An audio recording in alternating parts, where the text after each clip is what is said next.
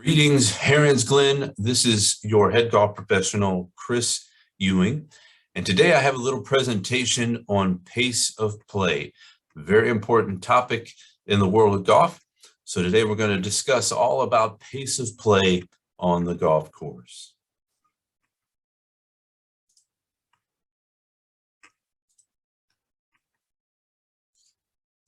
So pace of play, we're going to talk about what is pace of play, kind of get a description of pace of play, why it's important as golfers out there, what causes some slow play when we fall behind the pace of play, and also some tips to help improve your pace of play so that you have an enjoyable round out there on the golf course. So first of all, what is pace of play? Pace of play is the time it takes a golfer to complete a stroke, a hole, or a round of golf. 9 holes, 18 holes. It's the flow of the round. So from the moment you tee off to the moment you finish, that flow shot to shot, hole to hole out on the golf course. Pace of play can be established for a group of golfers or an individual within a group, depending on the situation. Golf courses usually have a defined policy on pace of play specific to their golf course based on many factors within the golf course, difficulty, length, number of players on the golf course. But basically the time it should take a golfer to finish 9 or 18 holes, the time that it should take a golfer to finish a particular hole, all part of this pace of play policy and developing an overall time. Now, at Herons Glen, currently we have a 4-hour pace of play policy for 18 holes, or 2 hours for each of the 9s. Now, we also understand that because of the layout of the golf course, 4 hours is pretty tight. So we go between 4 hours and 4:15 as our target for 18 holes of golf to be completed. So why is it important? Well, pace of play is important because, number one, it allows you to get players out onto the golf course. It also keeps a good flow out there for the golfer. So again, it helps a player feel like they can concentrate on their game and play their game because they're not hitting a shot and then sitting there waiting for a long period of time before they hit their next shot. And then waiting again, or they play a hole and they get to a tee and now they're waiting a long time to tee off. So it helps when you've got a good pace of play. It helps just the flow. The golfers feel engaged and can play their game and focus on their play out on the course. And it allows golfers to finish their round of golf. So again, if you're teeing off in an afternoon, let's say a shotgun start, and 1 o'clock, and it's going to get dark, by the time you finish, or you need, to finish within that pace of play to 4 hours and 15 minutes, or else you're not going to be able to complete your round. So having a good flow out on the golf course takes the pressure off to where you're going to be able to finish your round of golf. Also, pace of play has been shown to be one of the biggest factors when you look back at your round, your day out on the golf course. Say, did you enjoy it? Was it did you have a good time out there? Pace of play is one of the big factors there that most golfers will look back on. Just, if you play well, it's great. But sometimes if you play and you're out there for a long period of time, it just takes away from that enjoyment of being out onto the golf course. When we do get some issues here with the pace of play, as you can see by our example here, a lot of carts lined up, we start getting caught up on tee boxes. You get multiple groups lining up, trying to tee off. It really takes away from the flow of the round. It interrupts your enjoyment and the flow and the pace, and things could be going pretty well. And then it's like you hit a wall out there because you turn the corner, you get to the next hole, and you see you got 2 groups ahead of you still waiting to tee off. So pace of play is very important so that we can avoid situations like that. And again, we go back to that word of flow, keep the flow of the golf course moving throughout your round of golf, and you never feel like you're come to a complete halt with multiple groups, as we see in our picture again, waiting to tee off before you can get back into your round.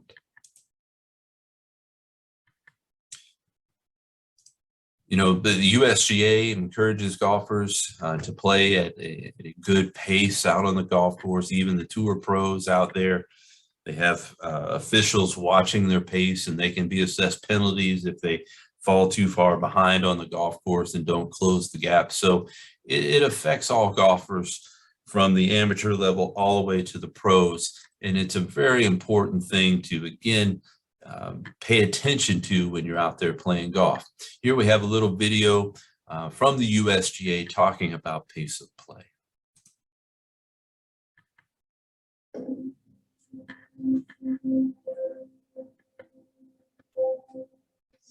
It is important that you are aware of how your pace of play impacts others.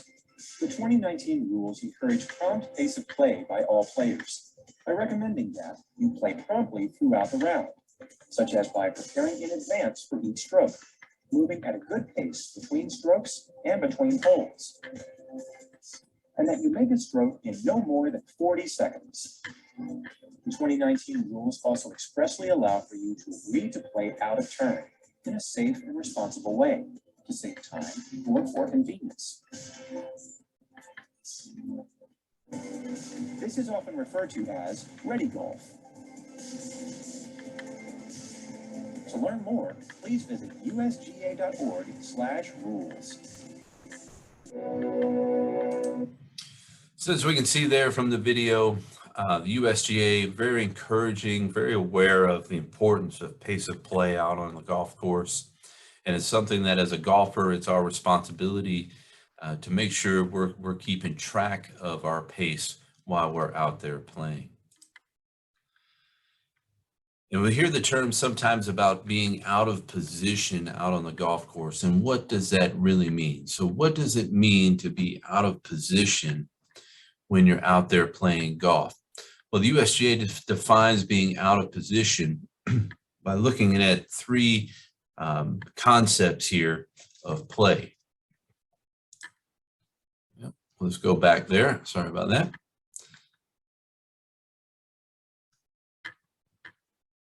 Let's close that out. Okay. So looking at the three ABC listing here, if you reach a par 3, you get to the tee box and you look up, nobody's on the hole, and the group ahead of you is teeing off on the next hole and already headed down the fairway. That would alert you that you are out of position. Reaching a par 4, that becomes clear of play before any of the players hit a tee shot. So you're on a par 4, you look down there, the players are leaving the green, and you have yet to, anybody in your group's yet to tee off. Again, that tells you you're out of position on the golf course. Reaching a par 5, the group ahead of you is on the putting green, and you're just coming to the tee. 3-shot hole, they're putting out, you're just coming to the tee. That would alert you that your group is fallen out of position. And at that point, it's time to talk to your group, let everybody in your group know, hey, we're a little bit behind. We need to close the gap a little bit so that we get back into position and our pace of play is once again acceptable. So again, you can use the group ahead of you, and that's what we ask you to do, is look ahead of you, not behind you, to make sure you're keeping up a good pace of play. Now, this is a little saying that I like. It's not a race, just good pace. So it's not about feeling rushed or you're trying to sprint to the finish out there on the golf course. It's just about keeping a good pace, a good flow of your round throughout your entire round of golf. So sometimes we fall a little bit behind. Things happen. Players might have a bad hole, but it's our responsibility as a golfer to get back into position once we fall out of position. And by looking at that group ahead of you and seeing where your group is in relation to them will help tell you and identify if you need to pick up your pace a little bit to get back in position, or you're okay and can continue on. Now, what causes slow play? Well, there's a couple of factors out there that can cause slow play.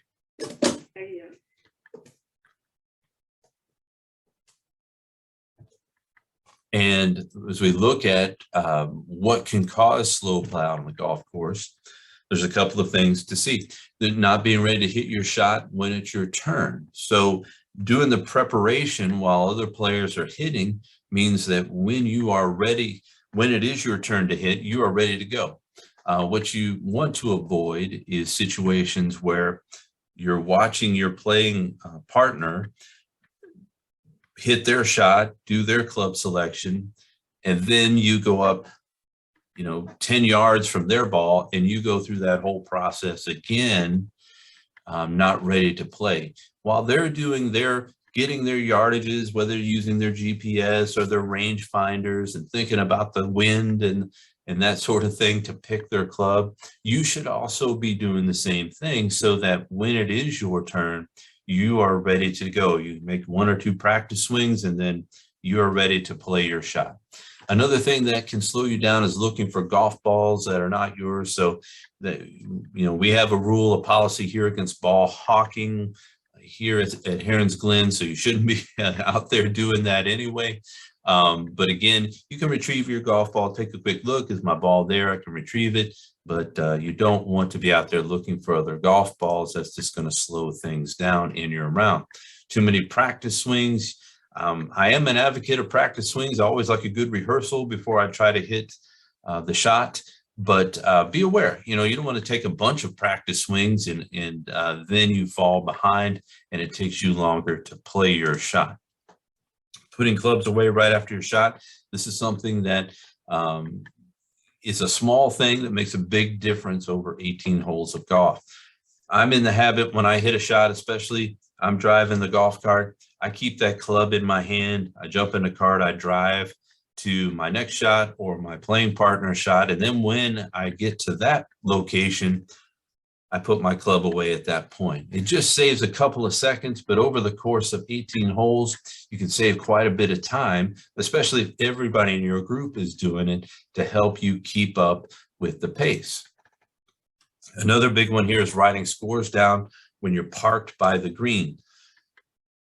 Go ahead and wait until you get to the next tee box to write your scores down. The players behind you are waiting for you to move out of the way. They don't want to hit you with a golf ball. So even though you're off the green and you feel like, maybe you're parked just to the side there on the path, they're still not going to hit because they don't want to hit you with a golf ball or hit your cart with an errant shot. So go ahead and pull away, get to the next teeing ground, and then that's when you can write your scores down for the previous hole. Again, a small thing, saves a few seconds here and there, but through the course of 18 holes, it's going to save quite a bit of time for you and your group.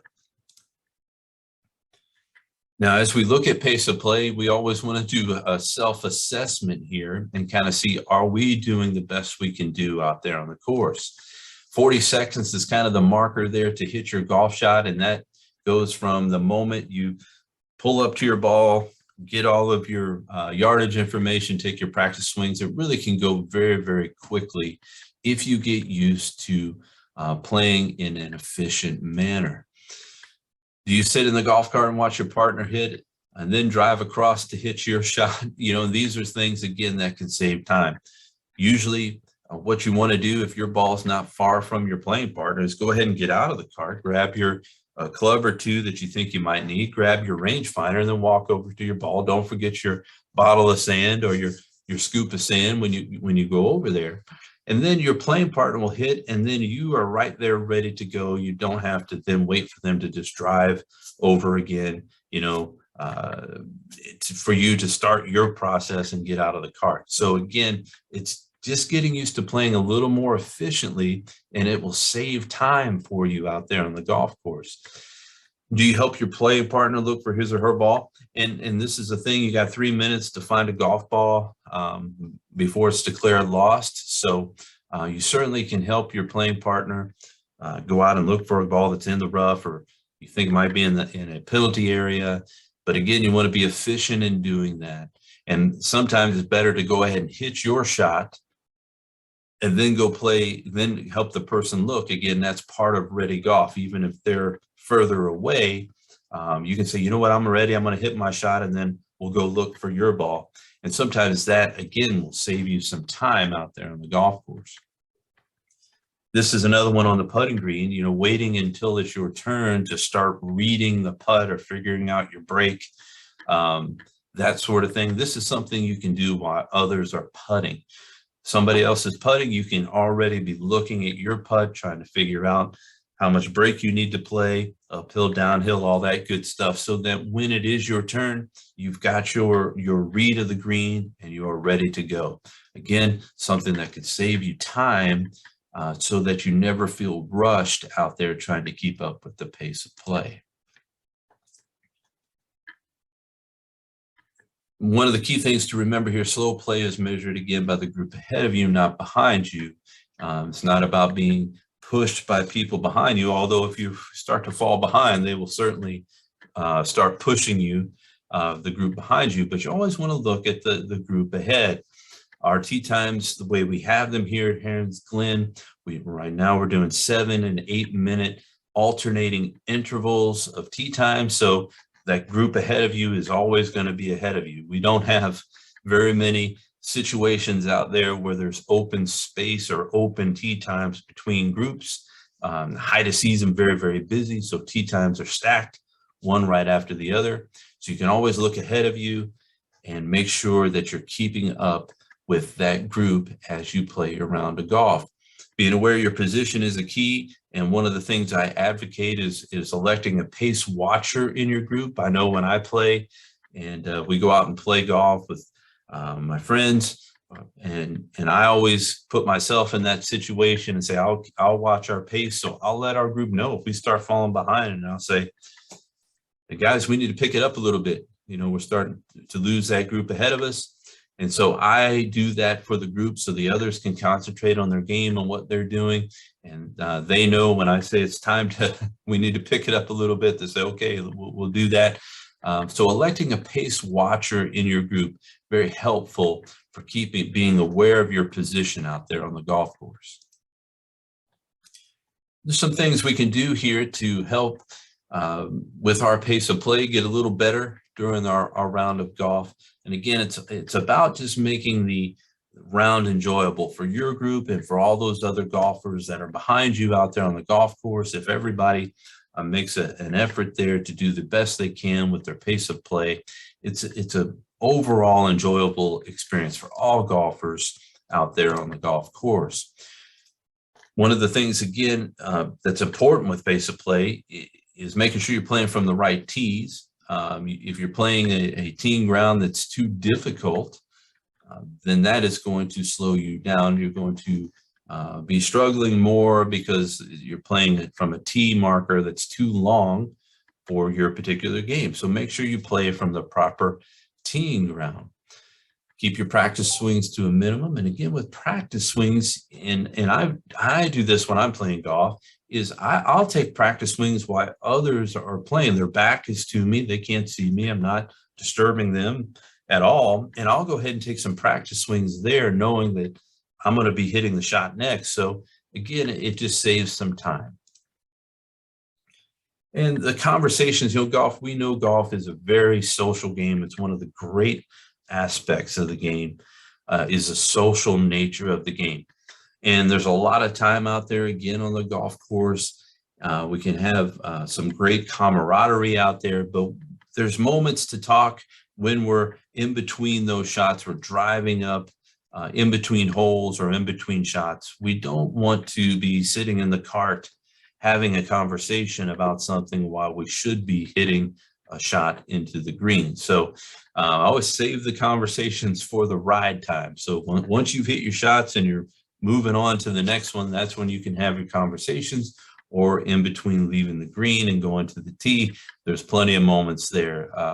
And again, golf being a social game, we encourage that, but we want to make sure we're not delaying play by having those conversations.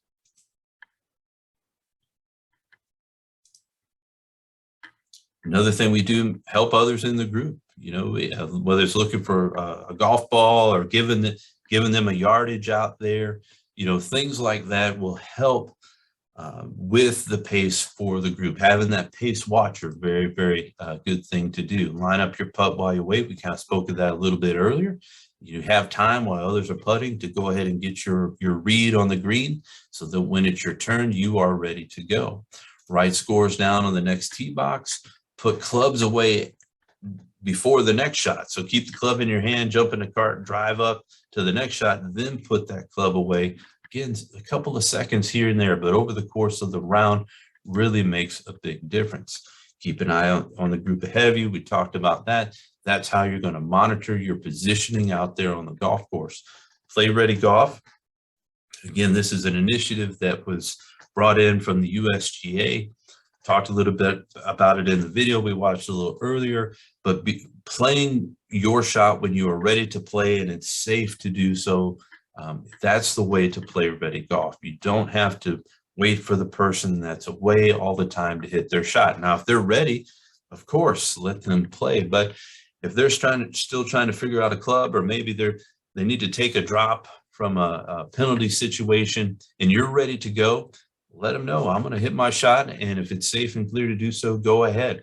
That way we keep the flow going nicely out there on the golf course. But what you don't want to feel is if you're being rushed all the time, and if you're waiting all the time for your playing partner to play, sometimes that can make you feel rushed in your own game.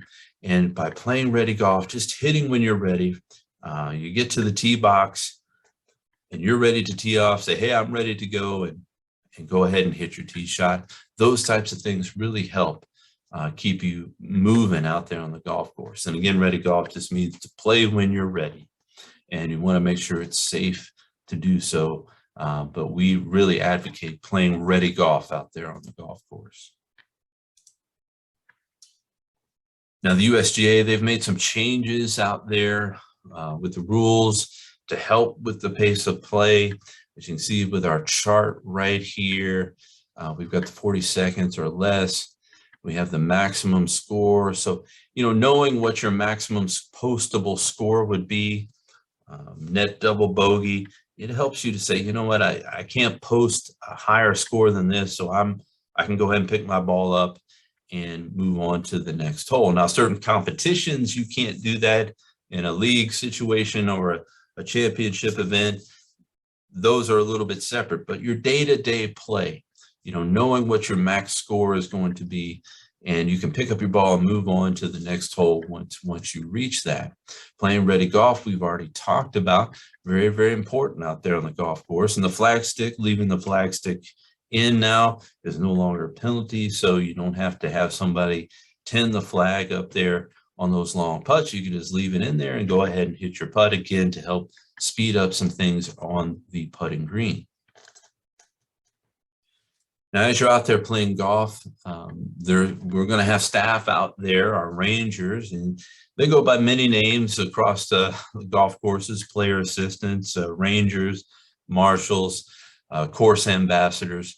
But they're out there again to help you throughout your round of golf. They want everybody to finish in a good time and everybody to have an enjoyable day out there on the golf course. And they are there to assist you. And if they see that you are out of position, they're going to come up to you and alert you that you are out of position on the golf course. And if you could please pick up the pace and get back into position. That's what they're out there to do. They're out there to help you enjoy your round of golf. And if you fall behind on a hole, they're going to alert you to that. So please be receptive of that, because that is what they're out there to do, among many other things operationally here at Heron's Glen that they are also doing. When they're out there on the golf course, acting as a ranger, being out there, they're going to look at situations. And when they see a situation where you've fallen behind or out of position, they're going to ask you if you can get back into position. And what they will do is alert you to that. They'll drive away, and then they're going to come back and check and see how you're doing. And hopefully you've closed that gap. If you haven't, they're going to again alert you that that you need to get back into position, because now everybody behind your group is starting to stack up. and things are getting jammed up because you've fallen out of position. So again, please be receptive of our rangers out there. They're there to help you out on the golf course. Really, the pace of play falls on the responsibility of the golfer that's out there, and to be aware of where they are on the golf course and to make sure that they're doing everything they can to keep up a nice pace while you're out there playing. As we reach our summary page, your pace of play, very important topic. That's why I wanted to cover it in the presentation. Again, we saw in that survey result, that's one of the key factors in the enjoyment of a round of golf is a good pace of play. And when it's not so good, it's something that we look back on and takes away from that enjoyment of being out there playing golf. By keeping that good pace of play, you're going to help your group have a great day out there, not feel rushed.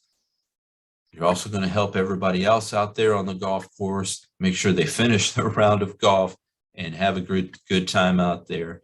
So keeping a good pace for your group is helpful to the entire field out there on the golf course as well. And it's important to remember that you, the golfer, you are again in control of your pace of play.